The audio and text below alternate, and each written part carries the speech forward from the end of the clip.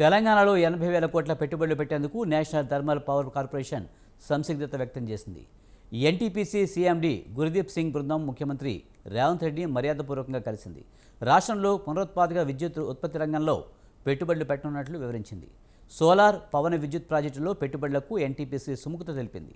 రాష్ట్రంలో 6,700 మెగావాట్ల floating solar ఉత్పత్తికి అవకాశం ఉందని సీఎంకు ఎన్టీపీసీ బృందం తెలిపింది.